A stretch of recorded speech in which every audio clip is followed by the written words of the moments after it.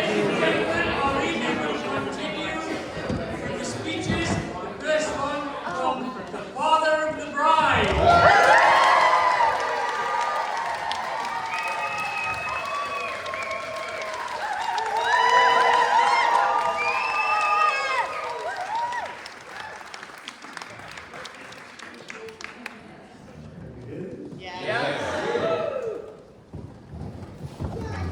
Welcome. My name is David. For those who don't know me, I am not a head waiter, but I do take gratuities. The first thing I need to say, because I've been instructed by my doctor, I hope you will agree that my daughter is the most beautiful bride.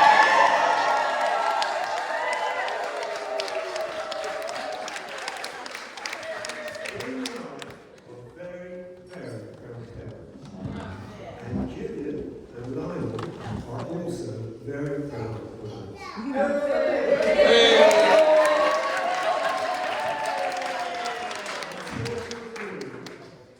they make a very handsome Mr. and Mrs. Cox.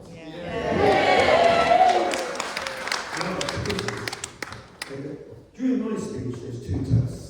This is the first test is for absent friends. And as you came into the venue, there's a table which has a number of photographs. They are the grandparents. And we need to think about them because they have made Aunt and Ellie the fine young people they are today.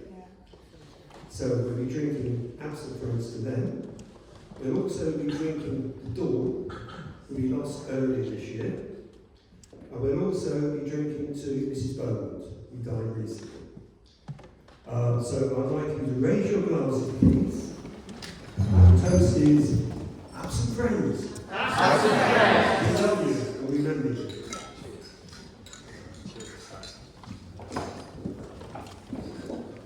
Right. The next part of the introduction is to say, you are all VIP guests, your friends and your family. You're here because Aunt and Ellie love you. You're very special. But as guests, you have two responsibilities. The first, oh yes, the booze is free. The first is, you've got to make today the best day of Aunt and Ellie's life. And one way you can do that is to make sure that you have a damn good time. Because Ellie and her mum and other people have worked very hard to make this day a bit special. I've done nothing lately. So that's two jobs. Right. I'm the warm-up act, so it's going to be pretty short. I've got three things to talk about. Yes? Three things to talk about. One is a lot about Ellie, one of my favourite subjects. The second is a little bit about my own subject. That's the best man's job. And the third thing is a little bit about family, which is very important. Anyway, my favourite subject today, my daughter Ellie, who I'm sure you would agree is a beautiful bride.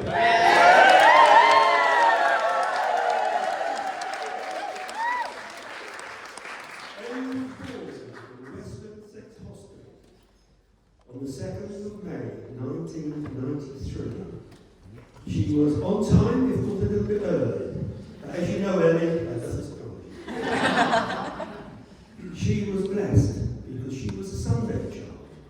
And as a famous poem says, a Sunday child is happy and wise and full of grace.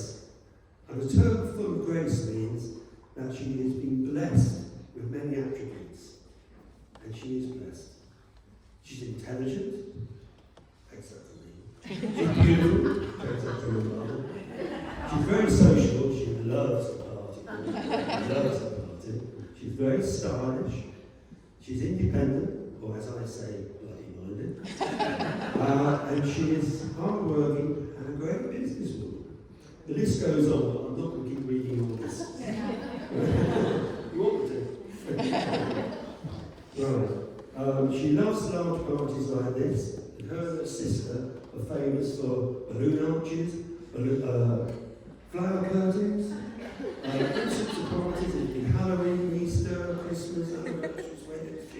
They do bar mitzvahs as well. Anyway, right, Ellie was a great student. She loved school and blossomed. She went to Pownell Green in Bramble and then moved on and blossomed in particular at Hume Grammar School. She got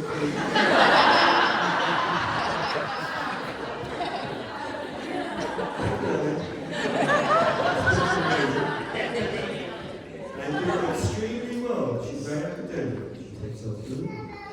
He was a big role model for her. She then went on to Bristol University and got a law degree, and then finally went to Manchester University to get her Masters in Law. She's now a very successful lawyer and doing extremely well. And there's one simple reason. Some people think that Ellie found it easy, that she was so bright that it just came easy. That's not the case. She's bright, but she's incredibly hard working. And she's got this gift, which I never had. She's very well organised. To an incredible degree, but that apparently is something which goes back to being a Sunday child. Because they do like to manage, and in this thing, they do like to manage, and she gets it from her mother leader. But she's ambitious, she's always been competitive, particularly with her loving sister, but they do love each other. And she's had the role models, as I said, with her mother. Right. The other thing she's very good, and I'm very proud of, is she's a great sportswoman. We've always been a tennis family, and some of you know it. But that was summer, and in the winter we used to love to ski, and we still do. She loves her netball, she does other sports, and now she's taking up yoga, so she's quite a girl. Sophisticated, she's got everything.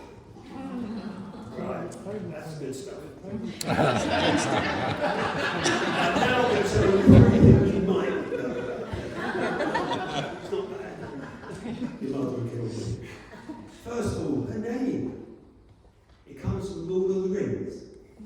It comes at the end of the book, and Sam was talking to, Sam Ganji was talking to Frodo. Sam's my favourite character. And he wanted to know what to call his newborn baby girl. And Frodo said, Sam, we always call girls after beautiful flowers. What about calling her Eleanor after the beautiful flowers in Lothlorien, the place where the elves came from? And this was a beautiful little flower which was star-shaped and yellow. And we thought, good enough to Sam the Hobbit. The second thing you might not know, she's a chocoholic. She eats chocolate, might be all bad. And Easter at our house was not very nice sometimes because it was a frenzy. We had young and these great puns, and these two used to be in great competition about who would find the most Easter eggs before I ate them. And they used to scream and shout and fight and scratch and claw. They had great fun, and then they made themselves sick.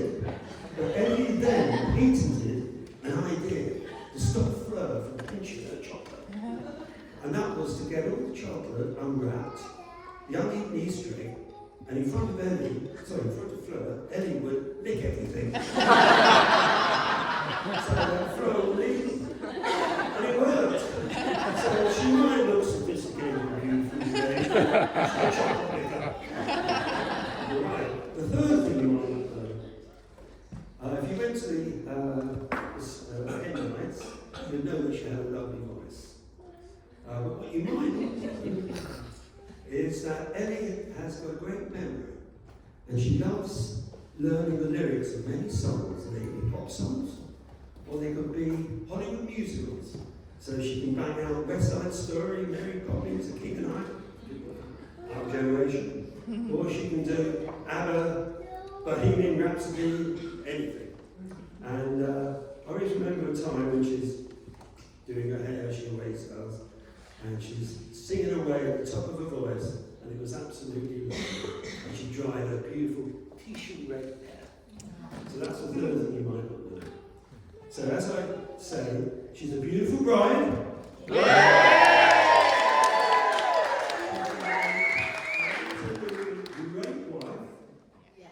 And she's a little homemaker already, and she's made a beautiful, stylish home out of a do-up upper house.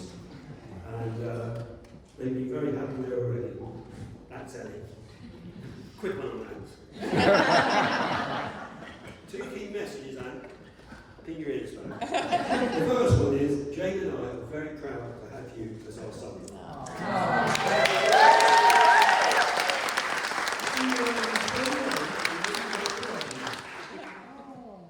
Right, the second thing is, every day you've got to say to yourself, and I'm a very lucky man. Just keep saying that. She'll remind you, don't worry. I think you're going to be a great couple. You can be different, but you're very complementary. You've got strengths, you've got weaknesses, but I think you're a tremendous duo. The dynamic duo, perhaps. Your qualities, much short of this.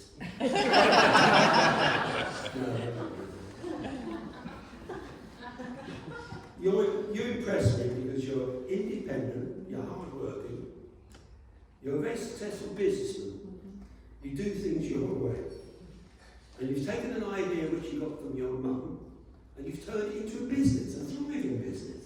Ostia Tools, it's a blade of love to you. So, you're also kind, generous, and patient. But most important, as every man here knows who's married, you've got a great sense of humour. Yeah. You're going to need it.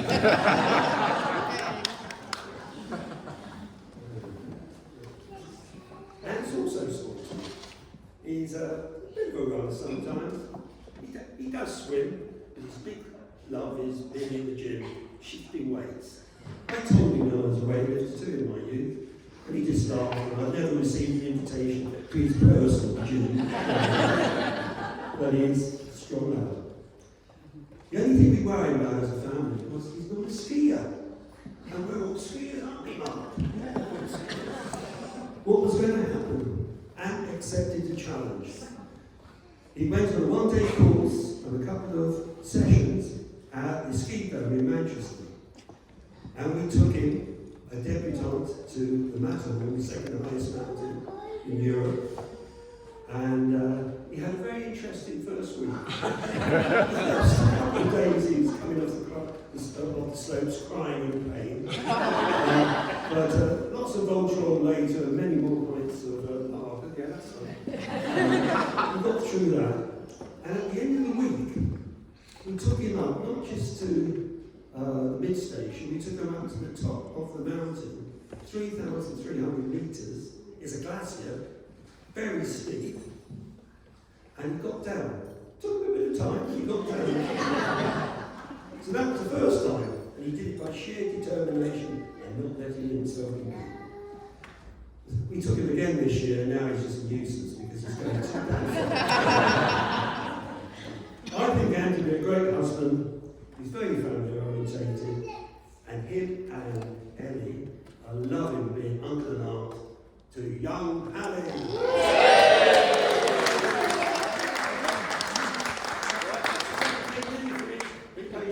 A few words about family. Now, families can be difficult. I'm told by both my lovely daughters and my wife that I'm difficult. We all need help sometimes, and the first place you go to is family. It could be financial, it could be health problems, or it could be work problems. So far, you've only needed a bit of help when you moved into your house. So you had Lionel upstairs trying to remember how to tile the bathroom, and he did a damn good job. And Jane and I with the muscle, hacking our way through the jungle of your untended garden. And then, obviously, you've got your mum. And your mum is your go-to person when you need help, when you need an extra person for your company. She's the muscle. So families are important, and it's natural that you help us, we help you. That's how it should be. As I said, Jane and I are delighted you're Mr. and Mrs. Cox, and our family is joining your family. Because don't forget, There's many families being joined by this marriage. The first four are the Dalglishs and the Cots. Cottses. Plural now.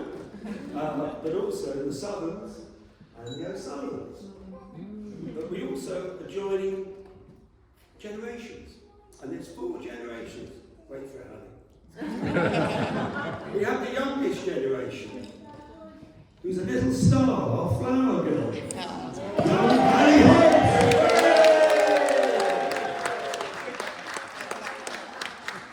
And then we're blessed to have 2 legends. We have the heads of our respective families. We have grandmother Vivian.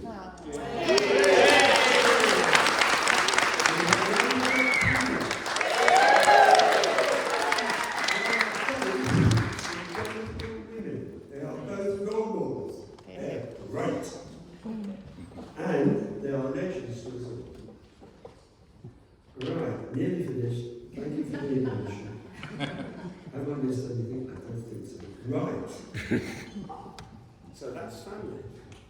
So, it's the wind-up. Literally. Nearly finished. I've talked about 3 things. I've talked about Ellie and family. I now have to give a piece of advice, it's traditional. Very simple piece of advice. It's, you have one job, Ellie, look after Ant. And you have one job, look after Ellie. Otherwise I'll be round. It's tough because it's a long-term commitment. You 2 have made a great start. And I'm sure you'll be happy. The final message, which I think everybody here will share to you, is that we all want you to have a wonderful life. Now, I want everybody who can to stand, and we're going to have to toast.